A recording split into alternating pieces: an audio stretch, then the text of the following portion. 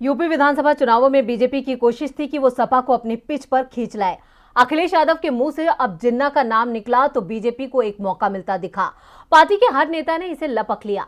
योगी आदित्यनाथ तो अपनी हर रैली की शुरुआत जिन्ना से करते और जिन्ना पर ही खत्म करते, लेकिन अखिलेश जल्द ही संभल गए और आम जनता से जुड़े मुद्दे उठाने में उन्होंने अपनी पूरी ताकत लगा दी। बीजेपी ने अखिलेश को अपने जाल में फंसाने की कोशिश तो बहुत की, लेकिन चौथा चरण आते आते बीजेपी खुद अखिलेश के जाल में फंस गई है। चलिए देखते हैं ये रिपोर्ट। चुनाव कोई भी हो, बीजेपी की रणनीति रहती है कि चुनावी मुद्दे वो तय करे। अधिकांश बार वो अपनी चाल में सफल भी हो जाती है और विपक्ष बीजेपी के मुद्दों में फंसकर जीती हुई बाजी गंवा देता है। इस बार की यूपी विधानसभा चुनाव में भी बीजेपी ने अखिलेश यादव को घेरने के लिए इसी रणनीति का इस्तेमाल किया।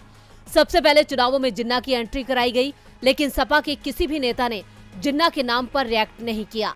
तो फिर आतंकवाद को सपा से जोड़ने की कोशिश की गई।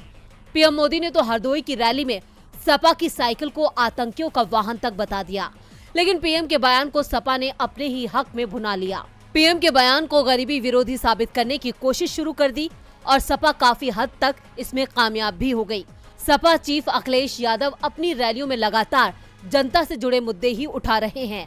महंगाई, रोजगार के साथ विकास योजनाओं को लेकर तो अखिलेश योगी और मोदी सरकार पर निशाना ही साध रहे हैं। किसानों की समस्या को लेकर वो दावा कर रहे हैं कि किसानों की पूरी फसल खरीदी जाएगी और एमएसपी पर भुगतान होगा। आवारा जानवरों की समस्याओं को भी सुलझाया जाएगा। दरअसल आवारा पशु यूपी विधानसभा चुनावों में बहुत बड़ा मुद्दा बन चुके हैं। किसान कई बार बीजेपी नेताओं की रैलियों में अपने पशु छोड़कर इसका विरोध भी दर्ज करा रहे हैं।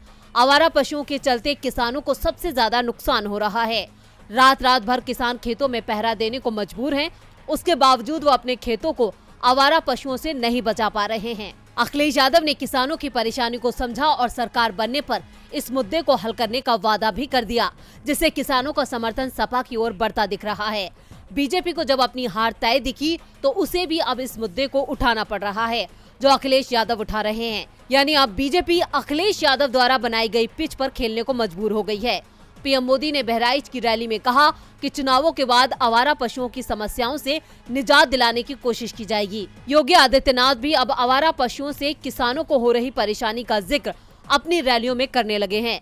यानी साफ है कि बीजेपी अखिलेश यादव को अपनी पिच पर भले ही ना ला पाई हो, लेकिन अखिलेश यादव ने बीजेपी को अपनी पिच पर खेलने के लिए मजबूर कर दिया है।